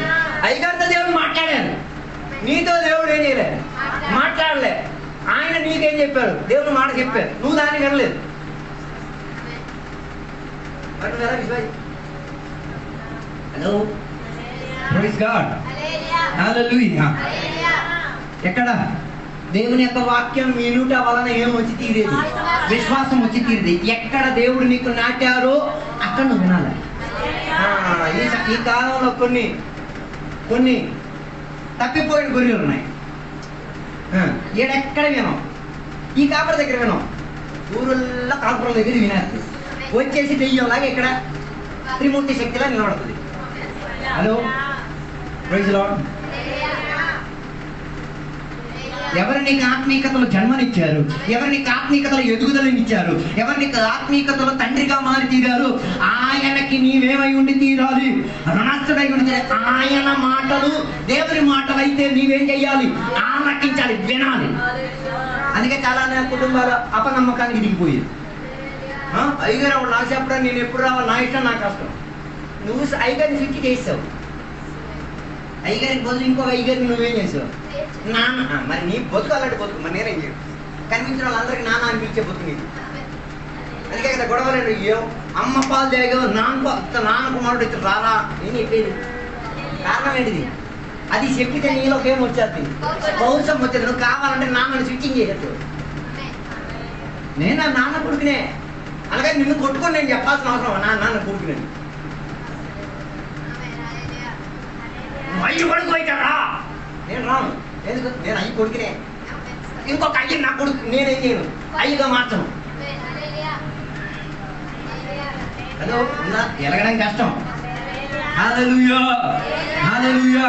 ఈ పగటి వేళ దేవుని యొక్క మాటలను విని తీరడానికి దేవుని బిడ్డలు ఏమై తీరాలి? ఆతృత కలిగి ఉండి తీరాలి. వినుట వలన ఏమొచ్చి తీరేది? విశ్వాసం వచ్చి తీరేది. ఆ విశ్వాసం నిన్ను ఏం చేసి తీరుతుంది? జీవింప చేయడానికి శక్తి సామర్థ్యం ఇచ్చి తీరుతుంది. హల్లెలూయా. ఇద్దరు వాక్యం వినండి. ఎక్కడెక్కడ కైగారు అవుతున్నారు, ఎక్కడెక్కడికి వెళ్ళి వినాలి. మరి పని మానే మరి అయితే నైగారు ఎందుకు వెళ్తున్నాం? Hello hello hello. ఆత్మిక తండ్రి అని రాదు కదా నోట్ల. మా ఆత్మిక చెప్పొద్దు, ఓదికలు ఉంటే చెప్పు. కొందరు నేను విన్నాను, మా ఆత్మిక. నేను తిరిగాడు. ఇది ఎన్నిసార్లు వెళ్ళావు ఆయనతో? ఎన్ని కోడికలకు వెళ్ళి ఆయన దగ్గర ఆత్మీయత కొడుకు అయ్యో. తిమోతికి పౌలు చెప్తున్నా నా ఆత్మీక. ఎక్కడున్నాడు? మరి వాళ్ళ అమ్మ నాన్నకి ఎలా ఒప్పించాడు? మరి పెళ్లి చేసుకోలేదు అనుకుంటా. అప్పుడు పెళ్లి చేసుకుంటే నా నాయనకి ఏం చెప్పుకుంటాడో మరి. ఆవిడ రావద్దని చెప్పింది. అయ్యా సరే బాబు రావద్దు. ఏసఐ దగ్గరికి ఒకడు వచ్చి అన్నాడు, ఏసఐ నేను నీకేమవుతాను? శిష్యుడు అవుతాను. ఏసఐ వెరీ గుడ్. ఏసఐ ఒకే మాట అన్నాడు, అన్నీ ఏం చేయు. అప్పుడు ఈడేమన్నాడు? ఇంకొకటి చేసేప్పుడు నువ్వైనా వెంపడించరా అంటే ఆడన్నాడు, లేదు మా నాయన. అది ఇంకో భాషాంతరంలో రాసిన, మా నాయన సచ్చిన తర్వాత సమాధి చేసిన తర్వాత క్రియలన్నీ చేసిన నువ్వు అసలు రావని ఇప్పుడే చెప్పాను. హలో, విశ్వాసం ఉన్నోడైతే టక్కనే, అదే కదా విశ్వాసం ఉన్నా పేదలు టక్కని శబ్దం విన్నాడు. ఇదిగో నేను రెడీ దేవా, నేను వస్తా, నేను అడిగి తీరుతా, మునగడానికి కూడా నేను రెడీ, సందేహపడడానికి కూడా నేను రెడీ. నా జీవితంలో ఏ పరిస్థితి అయినా పర్వాలేదు, నేను విశ్వాసంతో. నీ అయ్యగారికి విశ్వాసంతో కనబడి తెచ్చి కట్టడం అవుతుంది. నీవెందుకు అపనమ్మక పడేది? దాని అర్థం నువ్వు నాన్నని ఫిట్ చేసావు, నీకు వందనాలేమో. హలో హలో, అంటే ఉన్నారా లేదు? హల్లెలూయా, ప్రైజ్ ది లార్డ్, హల్లెలూయా. ఈ పగటి వేళ దేవుని యొక్క బిడ్డలారా, విశ్వాసాన్ని ఏం చేయాలి? వెనికిడిలో ఏం చేయాలి? స్పందన కలిగి ఉండి తీరాలి. ఎన్నాళ్ళు నువ్వు అపవిత్రం చెందేది విన్నావు కదా, ఎన్నాళ్ళు నీకు సందేహపడే విషయం నువ్వు విన్నావు కదా. ఎక్కడైనా ఏది విను, దేవుని యొక్క వాక్యాన్ని వినడానికి. ఏ చెవిటి ద్వారా ఆదామవ్వలు ఏం విన్నారు? అపనమ్మకం చెందేది విన్నారు. అదే చెవిటి ద్వారా నీవేం వినాలి? నమ్మకం చెంది విశ్వాసాన్ని అప్పగించేది. హల్లెలూయా. యేసయ్య ఒకవేళ నీ దగ్గరికి వచ్చి శపింపబడిన వాడు అయితే అని చెప్పితే, లేదయ్యా ఆశీర్వదింపబడేటట్టుగా మారుతా. బైబిల్ చెప్తాను, నేను ఆశీర్వదింపబడినది, నా కంచి దీవింపబడి తీరింది, నేను అపవిత్రం చెందేదానిట్లో నాకేం లేదు, పాలు పంపు లేదని విశ్వాసంలో చూపు. హల్లెలూయా. అందుకే బైబిల్ చెప్తున్నాక మాట వినికిడి ద్వారా. లిసన్. ఎప్పటి వరకు వినాలి? ఎప్పటి వరకు వినాలి? నీ విశ్వాసంలో నీకు పరిపక్వత వచ్చినంత వరకు వినాలి. హలో, ఎప్పుడు పరిపక్వత? చచ్చిపోయినంత వరకు, విశ్వాసంలో చచ్చినంత వరకు. ఉన్నారా నాతో మనిషి? అందరూ ఉన్నారా? ఇక్కడికి వెళ్ళిపోయారా? నన్ను ఒంటరికి విడిచిపెట్టి మీరు అపనమ్మకం చెందే బ్యాచీలో ఉన్నారా? వచ్చేయండి, విశ్వాసం చెందే బ్యాచీలోకి వచ్చేయండి. విశ్వాసం ద్వారానే కొన్ని జరిగి తీరేది. అపనమ్మకం ద్వారా ఏం జరగదు, విశ్వాసము ద్వారానే. హల్లెలూయా. కొన్ని సార్లు సలహాలు, ఆలోచనలు అపనమ్మకం చెందేటట్టుగా వినిపిస్తాదేమో, వాటిని లెక్క చేయకుండా విశ్వాసముతో ఉన్నది ఏం చేయడానికి ప్రారంభించి వినడానికి తయారై ఉంటుంది. అందుకే బైబిల్ చెవి గలవాడు వినుగాక. ఏ చెవులు? ఈ చెవులు కాదు, లోనక చెవు ఉంది. దానికి అయ్యగారు ఎంత చెప్పినా కొందరైతే అయ్యగారు చెప్తారు రాదా పేదను మా ఇంటికి మరి అయ్యగారికి అయ్యగారు పిలవద్దు. Hello hello praise God hallelujah. ఈ కాలం ఎంత దౌర్భాగ్యం అయిపోయిందంటే విశ్వాసముతో ఉన్నది వినడానికి ప్రజల చెవేమై తీరింది, అంతా వచ్చి తీరింది. ఏం వినడానికి టైం లేదు. విశ్వాసముతో ఉన్నది ఎరికో గోడను బద్దలు కొట్టడానికి వెళ్ళే జరిగో విశ్వాసముతో ఉన్న మాటలు ఏం చెప్పారు? ఈ ఎరికో గోడలు మరి నీ ముందు ఏమైతే ఎరుదు కనబడితే దానికి మీరు అందరూ ఏం చెయ్యాలి? ఏక సమ్మతముతో ఏం చేయాలి? ప్రదక్షిణ చేసి తీరాలి. ప్రదక్షిణ చేసి ముగించే లోపల ఈ నగరం ఏమైతే తీరుతుంది? నీ సమక్షతలోనే ఏమీ లేనట్టుగా పొడిగా మారి తీరగలుగుతుంది. దానికి ప్రజలు విశ్వాసముతో ఏం చేసుకున్నారు? బూర ఓదేవాళ్ళు బూరలు రెడీ చేసుకున్నారు. నడవడానికి శతం కలిగిన వారు చెప్పులు కడుక్కున్నారు. బెల్ట్ వేసుకోవాల్సిన బెల్ట్ వేసుకున్నారు. విశ్వాసముతో స్తోత్రం చెప్పాల్సిన గుంపు. ఈ చర్చిలో కొన్ని మోగ దయ్యాలు ఉన్నాయి కదా, అవి మోగంగా కూర్చోడం కూడా కానీ విశ్వాసం లేదు. విశ్వాసం ఉన్న సకల జనులు ఏం చెయ్యాలి? దేవునికి స్తోత్రం చెప్పి తీరాలి.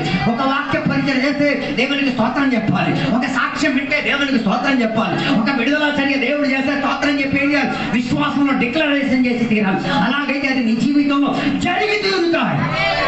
హల్లెలూయా. నా మాట నేను ముగించాలని కోరుచున్నాను. ఏ చెట్టుని దేవుడు శపించారో పొద్దున శపించారు, సాయంత్రం అయ్యేసరికి ఏమైపోయింది?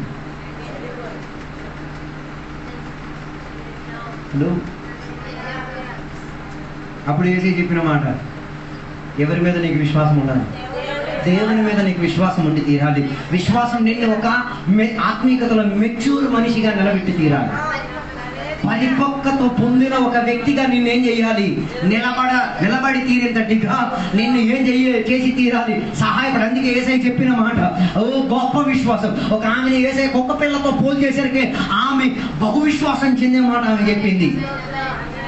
కుక్కలకి బల్ల నుంచి జరిగే మొక్కలు సార్, ఈ కుక్కగా చాలు. ఏసై ఒకరిని కుక్క అని పిలిస్తే యాక్సెప్ట్ చేసుకో. విశ్వాసం ఉన్నోడు యాక్సెప్ట్ చేసేది, లేనోడు కన్నిస్తాడికి పోయేది. హలో, ఏసయ్య సంఘ కాపరి విశ్వాసాన్ని గలాతీలో ఉన్న మూర్ఖులారా అని పిలిస్తే ఎస్ సార్ అని చెప్పాలిగా. అదిగో నన్ను మూర్ఖుడు అని పిలుస్తాడు, ఎంత గుండె ఇంకే. హలో, అక్కడే నీ మౌన మనసు తెలిసి, అక్కడే నీ విశ్వాసం. కొందరు విశ్వాసం పదప్రయోగంలో అర్థమై తీరేది. టీవీలో అందరూ దేవుని బిడ్డలు ఏమని పిలుస్తున్నారు? గొర్రె, నువ్వు గొర్రె, నువ్వెందుకు ఫీల్ అయిపోతున్నావు? నువ్వు గొర్రె కదా, నీ రక్తం ఎందుకు కొడుకుతుంది?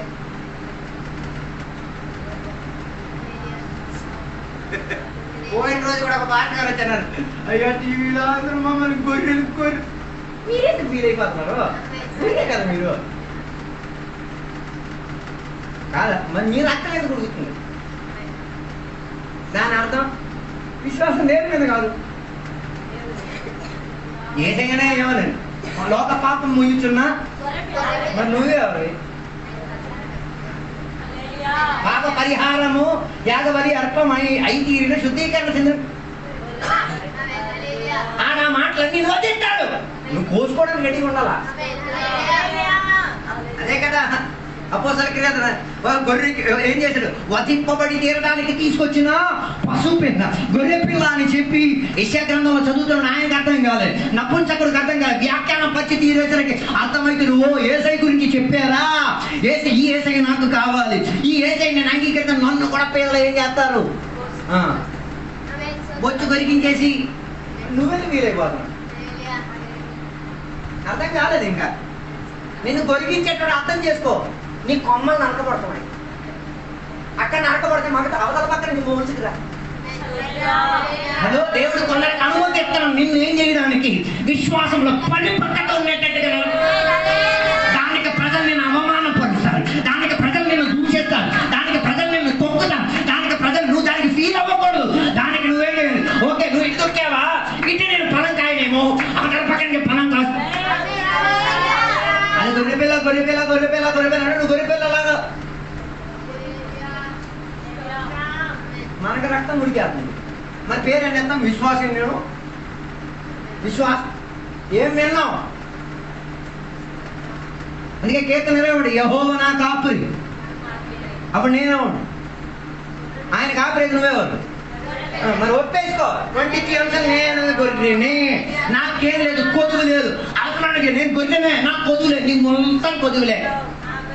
నేను గొర్రెనే. మా నాన్నకాలంలోకి వెళ్ళా, నా తోడికి దేవుడు. నువ్వు మా నాన్నకాలం, నీ పరిస్థితి ఏంటి? నేను లోయల మధ్య నడిచినా నాకేం వ్యాపారం లేదు, నీ పరిస్థితి ఏంటి? ఇది అడగలేదు. నేను గొర్రెనా? నేను గొర్రె. విశ్వాసి ఎక్కడికి మాట. ఇంకా నా మాటలు నేను ముగించి దిగుతున్నాను. ఏసయ్య నీ సంఘానికి వస్తే, ఏసయ్య నీ ఇంటికి వస్తే, ఏసయ్య నీ వ్యక్తిత్వ పర జీవితానికి దగ్గర వచ్చి తీరితే ఆయనకి ఆశీర్వాదం చెందేది కనబడుతుందా? ఆయనకి మిషయ్య కనబడుతుందా? ఆయనకి శుద్ధీకరణ కనబడుతుందా? ఆయనకి ఆత్మీయతత్వం కనబడుతుందా? ఆయనకి ఆత్మీయతలో ఉన్న సమృద్ధి కనబడుతుందా? ఆత్మీయతలో ఉన్న సమాధానం కనబడుతుంది. ఆత్మీయతలో ఉన్న మర్మాలు కనిపిస్తుందా? ఆత్మీయతలో ఉన్న విశ్వాసం కనబడలేకపోతే పరిస్థితి ఈ రాత్రి ఈ పగటి వేళ కోడికను ముగించేటప్పుడు ఒక్క నిమిషం సమర్పించుకుందాం. దేవుని యొక్క సన్నిధిలో సమర్పించుకుంటే, దేవా నా జీవితంలో విశ్వాసములకు ఆధారమై ఉండి తీరాలి.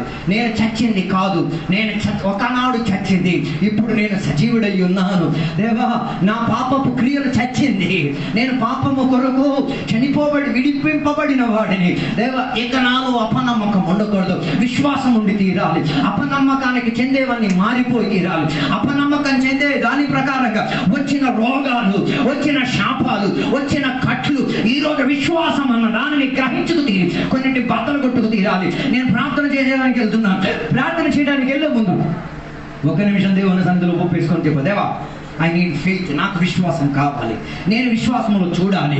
నేను విశ్వాసముతో నడవాలి. నేను విశ్వాసాన్ని కాచి తీరాలి. నేను విశ్వాసములో ఏం చేయాలి? నా జీవితాన్ని కడముట్టించుకు తీరాలి. దేవా నా విశ్వాసానికి అడ్డుపడేది ఒక్కొక్కటిగా బద్దలై తీరును కాక, ఇరిగిపోయి తీరును కాక. నా విశ్వాసాన్ని కోటమి తీసుకొస్తున్నా. ఎర్ర సముద్రం నాకు రూటి. నా విశ్వాసాన్ని బద్దలపరుచుచున్నా. ఎరికో కూడా త్రోవ తప్పిపో. నా విశ్వాసానికి నిలకడతాం ఇవ్వలేని గొడియాట. నువ్వు ఇప్పుడు పడిపోదావు. నా విశ్వాసానికి లోటమిచ్చుతున్న సింహమా మౌనం పాటించు. నా విశ్వాసానికి లోటమిచ్చుతున్న అగ్నే నీకు శక్తి లేకుండా మార్చేస్తా. కారణం నాలో విశ్వాసం ఉంది. నేను విశ్వాసము ద్వారా చూచా. నా ప్లానింగ్, గోతా, భావి, భవిష్యత్తు అంతా దేవుని ద్వారా విశ్వాసం ద్వారా కనబడుతున్నదని ఒప్పేసుకుందాం. ప్రార్థన చేద్దాం. పరిశుద్ధ మహోన్నత దేవానికి వందన. ఈ పగటి వేళ ఉపవాస ప్రార్థన కోడికలో విశ్వాసము ద్వారా దేవా కొన్నింటిని సాధించుకు తీరడానికి మమ్మల్ని సహాయపరచండి. కొన్ని సందర్భాల్లో అపనమ్మకం చెందేది, దేవుని నమ్మలేనట్టుగా ఉన్నా, దేవుని ఎందు ఆశ్రయించలేనట్టుగా ఉన్నా, దేవుని మీద ఆధారపడలేనట్టుగా ఉన్నా కొన్ని వార్తలు నేను వినేటప్పుడు విశ్వాసముతో ఉండి తీరడానికి, విశ్వాసముతో పరిగెట్టి తీరడానికి, విశ్వాసముతో నిలకడత్వం కలిగి ఉండి తీరడానికి నన్ను సహాయపరచుము ద్వారా దాని ద్వారా కొన్ని ఎరు సముద్రాలు మారిపోయి తీరును గాక. కొన్ని ఎరికోకూడదు మన కొరకు ఉన్మూలనమై తీరును గాక. కొన్ని శక్తులు మా ఎదురుగా గొలియాతులా నిలబడినది అది శక్తిహీనంగా పడిపోయి తీరును గాక. సింహముగా గర్జించొచ్చిన కొన్నిటిని విశ్వాసంతో అణిచివేయాలి. అదేవా అగ్నిగా మండి వచ్చిన దానిని దేవా విశ్వాసం ద్వారా దానిని ఏం చేయాలి? సంహారపరిచి తీరాలి. అలాంటి యొక్క తయారింపుతో దేవా ఈ కాలంలో విశ్వాసులు తయారై తీరును గాక. విశ్వాసంతో ఎదుగుదల వచ్చి తీరు అన్నిటినీ అంగీకరించగలిగి తీరే, అన్నిటినీ విశ్వాసంలో అర్థం చేసుకోగలిగి తీరే దేవా నీ సాన్నిధ్యం మాకు కావాలి. దీవెనలతో నింపినందుకు స్తోత్రం. ఇంతసేపు వాక్య పరిచయం ద్వారా మా అందరితో సూటిగా మాట్లాడినందుకు స్తోత్రం అయ్యా. మేము కూడా ఆత్మిక ఇశ్రాయేలీయులమే, మేము కూడా అంజూరపు చెట్లమే. మాలో ఫలం కోసుకోవడానికి నువ్వు రావాలయ్యా. నీ ఆకలి కలిగే సిచ్యువేషన్లో నీవు అవే వేదన పడుతున్న పరిస్థితుల్లో నా దగ్గరికి వస్తే చాలు, మా దగ్గరికి వచ్చేస్తే చాలు. విశ్వాసముతో నిండి ఉన్న కొన్నిటిని చంపగలిగి తీరేది, విశ్వాసాన్ని అప్పగించుకోగలిగి తీరేది, కొన్నిటిని నువ్వు ట్రాన్స్ఫర్ చేయగలిగి తీరేది. అలాంటి యొక్క సన్నివేశంలో ప్రజల్ని మార్చినందుకు స్తోత్రం. దాని ద్వారా కొందరికి దేవా రోగం నుంచి విడుదల వచ్చినందుకు స్తోత్రం. దేవా ప్రతి రోగ శక్తుల్లోంచి విమోచన వచ్చినందుకు స్తోత్రం. ప్రతి శాపము నుంచి కాడులు ఇరిగినందుకు స్తోత్రం. ప్రతి వేదన చెందించే చర్యలో నుంచి మార్పు చెందినందుకు స్తోత్రం. అలాంటి యొక్క పశ్చాత్తాపం అందరిలో వచ్చినందుకు స్తోత్రం. దీవెనలతో నింపినందుకు స్తోత్రం. సహాయపరిచినందుకు స్తోత్రం. యేసు నామములో అడిగి వేడుకున్న పరమ తండ్రి యొక్క కుమారుక పరిశుద్ధాత్మక సహవాసం ఇప్పుడు వెళ్ళప్పుడు ఇక్కడికి వచ్చిన భక్తులకు దేవా నీ రెండో రాకడ వరకు తోడైందును గాక. యేసు రక్తమే జయం, యేసే వాక్యమే జయం, యేసే నామమే సంపూర్ణ విజయం కలుగును గాక. ఆమేన్. అందరికీ వందనాలు. సాయంత్రం చిన్న వాళ్ళ ఇంట్లో, గౌరీ వాళ్ళ ఇంట్లో 5 గంటలకు ప్రార్థన ఉన్నది. అందరూ కూడా అందులో హాజరవ్వాలని కూర్చున్నాం.